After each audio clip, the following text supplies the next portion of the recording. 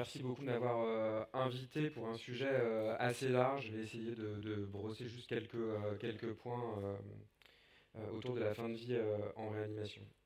La première chose, c'est que la mort, puisqu'on parle de la fin de vie, mais en fait on parle de la mort surtout, la mort en réanimation c'est bien une réalité, puisque sur les derniers chiffres qui datent un peu maintenant, publiés à ma connaissance, il y a 60% de la population française qui meurt à l'hôpital. Souvent, on a l'impression que c'est une majorité en réanimation. En fait, non. Hein, les patients meurent dans les autres secteurs de soins aussi. C'est 20%, un tiers pardon, qui meurt en soins critiques. Ce qui est intéressant, c'est que parmi les patients qu'on va admettre en réanimation, les chiffres globaux, c'est qu'à peu près 20% vont décéder pendant leur séjour en réa. Et parmi ceux qui vont survivre, il y en a 20% encore qui vont décéder dans l'année. Donc ces chiffres, ils sont quand même donc une réalité de la mort en réanimation, mais ça reflète quand même une culture très hospitalière de la fin de vie et surtout aussi des stratégies probablement très interventionnistes qui font que les patients se retrouvent dans les secteurs de soins critiques. L'autre chose, c'est que dans les années 50, quand la réanimation a vraiment commencé à naître, jusqu'aux années 80, grâce en particulier à des progrès technologiques, les respirateurs, les machines de dialyse, vraiment c'est une discipline qui était en essor, très efficace, avec vraiment des belles victoires, des maladies, en particulier des maladies infectieuses, respiratoires, où les choses ont vraiment changé. Et puis dans les années 80-2000, on a commencé à se poser des questions sur des états qui jusque-là n'étaient pas vraiment décrits, les états de mort encéphalique, les états végétatifs chroniques, post-relationnels, des patients qui n'existaient pas avant, et certains ont mis l'idée que peut-être la réanimation créait des survies entre guillemets inutiles. Et donc ça a été tout le chantier 2002 jusqu'à 2016 de toute la législation sur la fin de vie, puisqu'on est passé d'une spécialité où l'objet c'était de faire survivre et de faire revivre, à réanimer, ressusciter les gens, à les laisser mourir. Et finalement, aujourd'hui, il y a des cohortes internationales, et puis Olivier Le Sieur a suivi les réanimations françaises. Euh, les décisions de limitation et d'arrêt des thérapeutiques, ça va concerner 30% de nos patients, et surtout ceux qui meurent, ils meurent quasiment tous après une décision de limitation ou d'arrêt des thérapeutiques. C'est-à-dire que finalement, aujourd'hui, l'échappement thérapeutique ou l'arrêt cardiaque inopiné qu'on n'arrive pas à réanimer, ben, on sait tous que finalement, c'est pas du tout notre quotidien. Notre quotidien, c'est vraiment une mort décidée qu'on va programmer à une date avec les proches, etc. Ce qui est peut-être inquiétant, peut-être ça rebondit un peu avec le topo précédent, c'est que si on voit sur 20 ans que ces décisions elles sont de plus en plus précoces. Et encore, les Français, on est assez préservés. Si on regarde les Anglais, ils ont des délais de décision d'arrêt thérapeutique qui sont dans les 24 premières heures. Ce qu'on ne voit pas pour l'instant en France, mais en France, nos décisions sont de plus en plus précoces. Et c'est vrai qu'aujourd'hui, dans les réa, au staff le matin, ce qu'on discute souvent, c'est de ne pas faire et de risquer la mort du patient, ou de faire et de risquer tout de suite l'obstination déraisonnable. Et j'ai l'impression qu'on est un peu tout le temps dans cette tension entre le risque de trop en faire ou le risque de ne pas pas en faire assez. Donc, comme l'a dit Bernard, la décision, elle est quand même vraiment au cœur de nos pratiques. Alors, troisième idée, en 2022, je pense qu'on peut dire que la loi Claes-Leonetti, c'est un cadre légal et déontologique qui a été quand même clarifié, que la plupart des équipes de réanimation se sont accaparées les concepts du refus de l'obstination déraisonnable, de l'obligation de soins palliatifs, de l'interdit jusqu'à aujourd'hui de l'euthanasie, les respects des volontés des patients qui sont au centre, les directives anticipées, la personne de confiance, le témoignage des proches quand il n'y a ni l'un ni l'autre, la collégialité avec la concertation de l'équipe de soins, l'appel à un consultant extérieur, la traçabilité et la transparence. Globalement, quand même, il y a eu beaucoup de progrès et aujourd'hui, ce concept peut sembler clair. Pourtant, il reste quand même des éléments sur lesquels on est en difficulté. Les limites de la définition hein, des actes ou des thérapeutiques inutiles, disproportionnés, qui n'ont d'autre effet que le maintien artificiel de la vie. Si on prend par exemple juste le maintien artificiel de la vie, on peut se demander de quelle vie on parle, si on parle juste de la vie biologique ou de la vie psychique, de la vie de relation. Inutile et disproportionné, ça peut aussi poser des questions.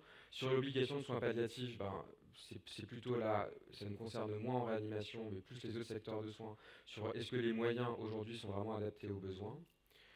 Sur l'interdit de l'euthanasie, la sédation profonde et continue, j'y reviendrai, reste une stratégie qui est questionnée et très questionnée dans la littérature, puisqu'on est le seul pays à avoir une loi spécifique sur la sédation profonde et continue, même si c'est une pratique qui existe dans d'autres pays. Et puis on sait que là, avec la Convention citoyenne sur la fin de vie, peut-être qu'il va y avoir des évolutions législatives sur les aides médicales à mourir. Le respect des volontés du patient, en pratique, on connaît les limites des directives anticipées. Moi, dans le service où je travaille, j'ai l'impression qu'à chaque fois qu'on en a, c'est-à-dire presque jamais, mais quand on en a, on trouve toujours le moyen de trouver qu'elles sont inappropriées à la situation du malade. Donc il y a une espèce de... Donc il ne faut pas vraiment comment s'en servir. On dit, bah oui, il n'était pas malade, alors il ne savait pas. Donc on reste quand même... et puis il y a l'exception aux directives anticipées quand l'État juge que c'est inapproprié. Donc on reste quand même un peu dans un paternalisme médical sur la question des directives anticipées. La personne de confiance, on sent bien que parfois c'est pas vraiment la volonté du patient qu'elle témoigne, mais plutôt la sienne. Sur la collégialité aussi, il y a l'idée de savoir qui est ce consultant extérieur. Je pense que personnellement, pendant des années, on s'est trompé, c'est-à-dire qu'on a cru que le consultant extérieur, typiquement sur les neurolésés, c'était le neurologue ou le médecin de MPR, soit l'un, soit l'autre. En fait, il faut lire, je trouve que ce qui aide beaucoup, c'est lire le commentaire du Conseil de l'Ordre qui explique ce que c'est. C'est ni un expert de la pathologie, ni un expert de l'éthique. L'expert de la pathologie, il doit venir en amont de ce rôle-là. Lui, il est plus là pour vérifier que tout le processus décisionnel a été bien fait, que tout le monde a pu s'exprimer, que les volontés du patient. Et parfois, on se trompe entre consultant expert et consultant extérieur. Est-ce qu'il faut qu'il y ait un consensus? Est-ce qu'il faut que tout le monde soit d'accord ou pas? Alors, il faut probablement chercher le consensus, mais ça arrive aujourd'hui en particulier avec les équipes chirurgicales, qu'il y ait des décisions qui soient prises sans consensus. Et puis sur la traçabilité, il y a une question très actuelle sur cette histoire de notification des décisions de limitation, les délais pour que les familles puissent se retourner contre nous en justice. Ça pose la question, est-ce qu'il faut tous les informer qui peuvent se retourner contre nous? Et combien de temps on le fait? Est-ce qu'on le fait systématiquement ou que dans les situations de conflit? Donc finalement, ça reste assez flou, et quand on prend un peu la jurisprudence et nos expériences, ce qu'on voit, c'est que le cadre procédural, maintenant, il est assez maîtrisé, qu'en général, il n'y a pas de remise en question devant la justice par les proches de la manière dont la décision a été prise. Ce qui reste difficile aujourd'hui, c'est la qualification d'obstination déraisonnable, c'est-à-dire quand, qui et sur quels arguments on décide qu'il y a d'obstination déraisonnable. Ce que dit la loi, c'est que c'est quand même sur des critères médicaux et qu'il doit y avoir une rationalité médicale dans ces prises de décision, et qu'elle ne peut se qualifier l'obstination déraisonnable qu'à l'aune des valeurs, des volontés, des préférences du patient. Ça, c'est ce qu'il y avait écrit dans la loi, qu'on a déjà mis un peu de temps à bien s'approprier. Mais ce qu'on a appris plutôt avec nos expériences, en particulier avec la jurisprudence, et je pense que c'est un point positif que les juristes nous aient appris ça, c'est l'implication des proches dans cette qualification d'obstination déraisonnable. Et l'implication des proches, au-delà de leur valeur un peu instrumentale, ils seraient là juste pour être les témoins de la volonté, et puis après, basta, vous pouvez rentrer chez vous.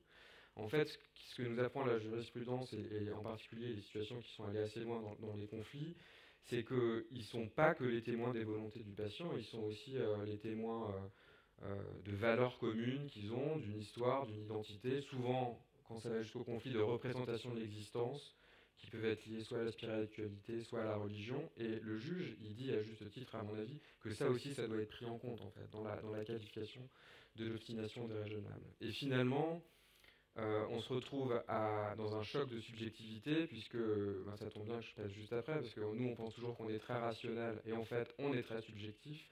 On interprète des données dans des contextes d'incertitude, on interprète un scanner, on interprète un examen clinique, c'est pas une donnée brute et rationnelle. Et donc il faut probablement remettre un peu en question la rationalité médicale, et au contraire valoriser la subjectivité des proches. On dit toujours, bah oui, mais ils sont dans l'émotion mal maîtrisée, donc ce qu'ils nous disent n'a pas de sens. L'autre point à prendre en compte dans la qualification, à mon avis, c'est un point de départ dans les discussions. C'est-à-dire que nous, on a réfléchi, on s'est réunis en amont, puis un jour, on leur pose comme si c'était un diagnostic. Il y a un diagnostic d'obstination déraisonnable. Or, peut-être qu'il faut que ce soit le point d'arrivée, c'est-à-dire que c'est une construction qu'on doit faire avec eux au fil de l'eau, et c'est à l'arrivée ensemble qu'on décide et qu'on construit le diagnostic d'obstination déraisonnable. Sinon, on va au conflit et vers une judiciarisation de la fin de vie. Ça, la plupart des services, malheureusement, y ont été maintenant confrontés. Alors, sur la sédation profonde et continue, ça a été le sujet de beaucoup de débats dans les différents comités éthiques, soit des hôpitaux, soit des sociétés savantes, pour essayer de comprendre ce que c'était. Alors on peut partir de la définition un peu reconnue internationale qui date de 2009 de ce que c'est qu'une pratique sédative de fin de vie. C'est l'utilisation surveillée de médicaments. L'intention, c'est pas de soulager le malade, hein, l'intention c'est de le plonger dans le coma. Donc l'intention d'une sédation de fin de vie, c'est bien la diminution de l'état de conscience pour, derrière, soulager une souffrance. C'est quand même dans ce sens-là que ça fait. Et surtout, ce qu'on oublie souvent, c'est qu'il faut que ce soit éthiquement acceptable, et pas que par les soignants et par le patient, mais là encore une fois, il faut que ce soit aussi acceptable pour les proches. Alors si on essaie de comprendre ce que c'est, ça reste quand même une pratique sédative qui est spécifique puisqu'elle est profonde. Alors profonde, ça veut dire que quand on la met en place, d'après ce que dit la loi, c'est l'induction d'une inconscience complète, un Glasgow 3, un RAS-5, quelque chose qui fait que quand on rentre dans la chambre et qu'on stimule le malade par tout ce qu'on sait faire, rien ne se passe. Donc c'est bien une induction anesthésique d'un état d'inconscience profond. C'est pas une pratique proportionnée. C'est pas ce que font les médecins de soins palliatifs, c'est-à-dire des sédations proportionnées au niveau d'inconfort réel ou potentiel du malade. Ça, c'est important vraiment de comprendre que c'est pas proportionné au soulagement de la souffrance, c'est proportionné à la profondeur du coma qu'on veut. Il y a la question de savoir si c'est curatif ou préventif. Hein, souvent on dit bah oui, mais le malade il n'a pas de signe d'inconfort, pourquoi le sédater profondément? Alors il y a l'idée qu'il faut prévenir la douleur qui pourrait subvenir, ou la souffrance psychique ou physique. Et puis le Conseil de l'ordre a rajouté que même si la souffrance du patient ne peut pas être évaluée, ça reste un droit du patient d'avoir une sédation profonde et continue. Alors ça reste quand même en question, et puis je pense que les débats de l'année prochaine vont être relancés. Débat qu'on a souvent avec les médecins de soins palliatifs, est-ce que mourir c'est forcément dormir, et est-ce que être sous anesthésie générale c'est vraiment dormir? Est-ce qu'il faut qu'on meure tous en dormant? Deuxième question qu'on peut se poser, c'est le caractère systématique. Et là, l'impression qu'on a, c'est qu'une fois qu'on a compris le cadre de la loi, dans la loi, il y a écrit que si vous arrêtez une thérapeutique de maintien artificiel en vie, il y a écrit le médecin applique, et dans un autre texte, il y a écrit le médecin met en œuvre. Et quand on pose la question aux juristes, le médecin applique, ça ne veut pas dire le médecin peut appliquer s'il a envie, ça veut dire le médecin doit appliquer, le médecin doit mettre en œuvre. Donc en France, on devrait, quand on arrête un traitement de maintien artificiel de la vie, avoir 100% des patients qui sont sous sédation profonde et continue. Dans une enquête récente en réanimation dont je n'ai pas encore tous les résultats, finalement c'est que 70% des patients, c'est peut-être déjà pas mal, mais en tout cas il y a 30% des patients qui meurent en réanimation après un arrêt thérapeutique sans sédation profonde et continue. Et puis, dans la loi, ce que dit, c'est que aussi doit être systématique, quand on met une sédation profonde et continue après une décision d'arrêt thérapeutique, l'arrêt de tous les médicaments de maintien artificiel en vie, dont l'hydratation et la nutrition. La question est, est-ce qu'une fois que la loi donne ce cadre-là, est-ce que nous, il faut absolument qu'on soit systématique une fois qu'on a compris la loi, et que dès qu'on arrête une thérapeutique, on fasse une sédation profonde et un arrêt de l'hydratation et de la nutrition? La troisième question, c'est peut-être cette frontière difficile avec les aides médicales à mourir, puisque la loi nous dit qu'on peut pratiquer ces sédations même si elles peuvent abréger la vie. Alors d'abord, ça abrège la vie de relation, parce que le patient ne peut plus communiquer avec ses proches ou avec les soignants. Puis à un moment, ça peut aussi, par sa profondeur et l'association surtout à l'arrêt des thérapeutiques, arrêter la vie biologique. Alors heureusement, le Conseil de l'ordre nous rappelle quand même qu'on n'a pas le droit de provoquer délibérément la mort. Et puis si vous reprenez les recommandations de l'HAS, il y a un petit tableau à la fin qui est assez bien fait, qui nous rappelle quand même que finalement, l'euthanasie et la sédation profonde, ça n'a rien à voir. L'euthanasie, c'est, en tout cas avec ce qu'on pratique en réanimation, l'euthanasie, c'est l'injection létale d'un médicament pour qu'il meure à la demande du patient. La sédation profonde et continue en réanimation, c'est l'induction d'un état d'inconscience chez quelqu'un chez qui on arrête une thérapeutique de maintien artificiel en vie. Donc c'est quand même, à mon sens, très différent.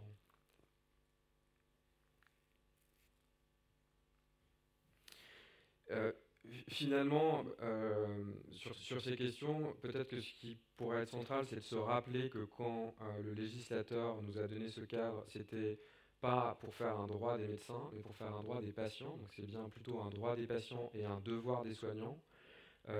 Mais peut-être aujourd'hui, on pourra remettre en cause cette pratique un peu systématique et s'ajuster si pour une famille, ça n'a pas de sens dans leur représentation de l'existence de mourir en dormant profondément. Si ça n'a pas de sens d'arrêter l'hydratation et la nutrition, il ne faut peut-être pas être forcément systématique.